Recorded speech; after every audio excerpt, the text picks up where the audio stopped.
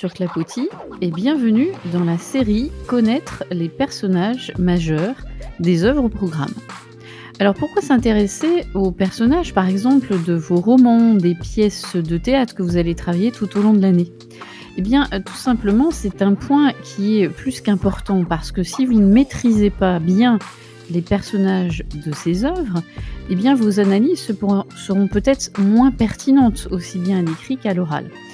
Prenons un exemple d'un personnage romanesque. Le connaître, l'étudier, c'est, voir sa symbolique, ses caractéristiques, sa représentation finalement, dans l'œuvre, par rapport aussi aux autres personnages. C'est dresser donc un portrait qui va aussi donner du sens. Par exemple en dissertation, ça peut constituer, un argument, majeur pour démontrer que vous avez affaire à un personnage effectivement, typiquement, romanesque du 19e siècle ou autre, selon bien sûr les œuvres que vous avez au programme. Puis à l'oral, les points que vous évoquerez, justement tout au long de votre explication linéaire, pourront très bien être basés sur des références, aux connaissances justement relatives à ces personnages, majeurs.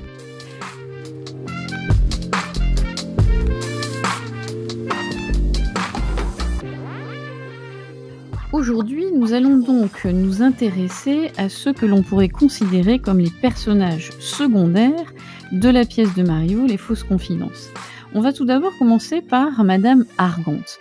N'oubliez pas donc de regarder l'infographie pour voir effectivement les liens de ces personnages entre eux. Alors Madame Argante, si l'on en croit, son bel hôtel particulier, elle est présentée comme un personnage riche. C'est la mère d'Araminte et on pourrait, dire qu'elle fait partie un petit peu de cet héritage molièresque, en ce sens qu'elle va incarner le personnage type de la femme, bourgeoise ambitieuse, méprisante à l'encontre des autres, ayant un caractère, difficile et on verra pour autant, elle fait partie, de, l'aspect comique de la pièce. Alors, c'est la mère d'Araminte. Comme on vient de le dire tout à l'heure, elle appartient à la bourgeoisie, mais cette bourgeoisie, elle la méprise. Sa seule ambition et son obsession presque, c'est de connaître une élévation sociale. Elle veut absolument appartenir à l'aristocratie. Et comme elle ne peut pas, y appartenir directement, elle va bien sûr utiliser sa fille pour accéder à ce statut en faisant en sorte qu'elle épouse le comte d'Aurimont. Quelque part, on pourrait dire que dans la pièce, c'est un personnage qui vit par procuration, puisqu'elle veut assouvir à travers, sa fille, Araminte, son rêve d'être, enfin, ou du moins d'appartenir à cette caste qu'est l'aristocratie. Donc un personnage qui vit par procuration et qui, montre aussi son côté manipulateur dans la pièce, puisque pour parvenir à ses fins, elle est prête à tout. Dans un premier temps, elle va tenter de corrompre Dorante en lui demandant de mentir à Araminte et en prétendant, que cette dernière, doit, absolument éviter son procès contre le comte et qu'il vaut mieux qu'elle épouse ce fameux Dorimon. Mais, comme elle comprend très rapidement, qu'elle ne pourra pas, tenter, de manipuler, Dorante à ses fins, elle a cette réaction de le faire renvoyer de chez sa fille. Et puis on voit bien donc tout son mépris, qu'elle peut facilement éprouver à l'encontre des autres. Elle est donc manipulatrice et puis, on voit bien que, la pièce est le moyen pour, Marivaux de mettre en évidence et en pleine lumière tout son côté manipulateur et ce mécanisme, de mépris, qu'elle a aussi lorsque, elle est toujours marquée par son idée fixe, d'arriver à ses fins et en fait, plus on avance dans la pièce, plus, on comprend elle pousse sa fille à épouser le comte, mais que plus elle la pousse, la force à vouloir épouser le comte, plus, cela va favoriser, l'opposition, de sa fille, face à ses calculs implacables. Donc si on avait à résumer ce personnage, Madame Argante, c'est un personnage qui, vit par procuration, qui est manipulatrice, qui, a tout un mécanisme et un processus pour aboutir, à ses fins.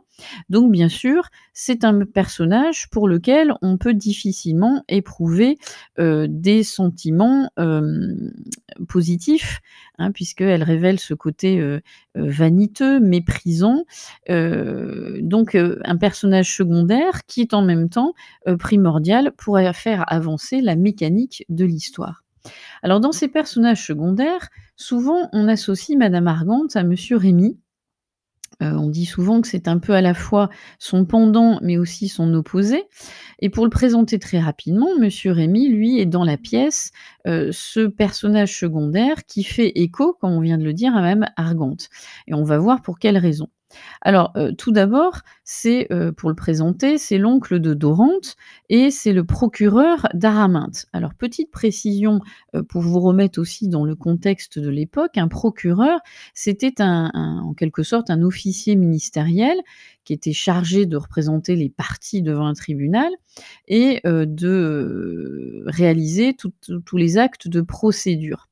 Donc c'est le procureur d'Araminte et l'oncle de Dorante. Alors lui, comme Madame Argante, appartient à la bourgeoisie, mais à la différence de celle-ci, c'est que, il n'a pas du tout honte d'être bourgeois. Il n'a pas, le souhait de, vouloir à tout prix appartenir à l'aristocratie, pardon. Il est fier d'être bourgeois et ce qui ressort, de son, personnage, c'est pour ça qu'on peut dire que c'est à la fois le pendant, mais aussi l'opposé de Madame Argante, c'est que, à la différence de celle-ci qui est quand même une manipulatrice, lui, il est franc et direct. Il parle sans détour, et aussi il est, marqué par une forme de bon sens, de pragmatisme. Lui, ses préoccupations sont surtout d'ordre matériel. Il souhaite, un bon mariage à son neveu, parce que lui, qui dit bon mariage, dit une bonne assise financière et donc plus d'inquiétude. Donc son objectif, lui, il est clair, direct. Il veut un mariage pour son neveu et c'est ce qui lui rendra justement, le sourire. Heu, Malgré tout, son objectif est clairement affiché, mais alors il n'est pas manipulateur comme Madame Argante, mais pour autant, il ne va pas hésiter à faire croire, par exemple à Marton, la suivante d'Araminte dont on va parler tout de suite après, il n'hésite pas à lui faire croire que Dorante l'aime depuis longtemps et sans rien demander d'ailleurs à personne, il va les déclarer, promis l'un à l'autre. Donc on peut pas dire qu'il est manipulateur, bon, il s'arrange aussi avec, la réalité et autant Madame Argante peut apparaître comme un personnage méprisant et repoussant comme on l'a dit tout à l'heure, même s'il a un aspect un petit peu bourru, il révèle quand même une forme de bienveillance. Il est attaché à son neveu, il l'aime sincèrement, il le protège et il va toujours, faire en sorte qu'aucun personnage ne soit, opposé à Dorante ou du moins lui fasse du mal. Et puis à sa façon, comme on le disait tout à l'heure, il est le pendant de Madame Argande parce que tous les 2 participent au comique de la pièce et on prendrait comme exemple probant la fameuse scène, de l'acte 3, la scène 5 de l'acte 3, lorsqu'il a son altercation justement avec Madame Argande. Donc malgré eux, ce sont des personnages secondaires qui participent justement au ressort comique de la pièce. Alors on parlait tout à l'heure de, son côté, non pas manipulateur, mais il s'arrange aussi avec la réalité, notamment lorsqu'il fait croire à Marton, que Dorante l'aime. Eh bien, on va parler justement de cette fameuse, Marton, qui est peut-être le personnage, pour lequel on peut éprouver le plus de compassion dans la pièce. On va y revenir. Alors comme Dorante, quelque part, c'est, une victime de la société. Comme, Dorante, et je vous renvoie bien sûr à l'épisode qui lui est consacré, comme Dorante, elle est, de bonne famille et comme lui, elle est ruinée. Donc effectivement, ils sont, là pour le coup, monsieur, Rémy et madame Argande sont, face à face dans leurs caractéristiques. Marton, c'est un peu le pendant aussi de Dorante et elle est devenue la suivante, d'Araminte, suivante fidèle, puisqu'elle s'avère être une vraie confidente, une personne de confiance et elle est vraiment sincèrement attachée à Araminte et elle est sincèrement éprise de Dorante et c'est un personnage attachant parce qu'elle est, bercée, d'illusions, notamment ce qu'on vient d'évoquer lorsque, monsieur Rémy, lui promet son neveu. Elle est, donc, sans masque, sans hypocrisie. Vous comprenez que c'est aussi, un personnage qui s'oppose à, madame Argante et quelque part, quand on réfléchit à ce personnage-là, qui est certes secondaire, mais finalement qui est un peu au centre de l'intrigue, c'est, celle qui est la victime, hein, de la pièce. Parce que, nombreux des personnages, bon nombre des personnages de la pièce se sont quelque part, servis d'elle. Et on ne peut éprouver que, de la pitié en quelque sorte lorsque, le mariage d'Araminte et de Dorante, parachève finalement, sa situation, bien triste à la fin de la pièce. Et on éprouve d'autant plus de pitié et de compassion pour elle parce qu'à aucun moment elle ne va, montrer sa souffrance, hem, elle, elle est sincère, voilà. C'est quelqu'un qui n'est pas hypocrite au sens grec du terme, hein, qui ne porte pas de masque et sa sincérité va se retrouver et se révéler à la fin de la pièce lorsqu'elle se réconcilie avec, Araminte et heu, elle éprouve, elle, pour le coup, un vrai chagrin et c'est ce qui la rend d'autant plus, attachante au fur et à mesure de la pièce et elle est vraiment un personnage, pour lequel on peut donc éprouver ce sentiment, ou du enfin ce sentiment de compassion, hein, comme on disait tout à l'heure et elle fait partie dans les pièces de Marivaux, elle fait partie de ces personnages justement authentiques.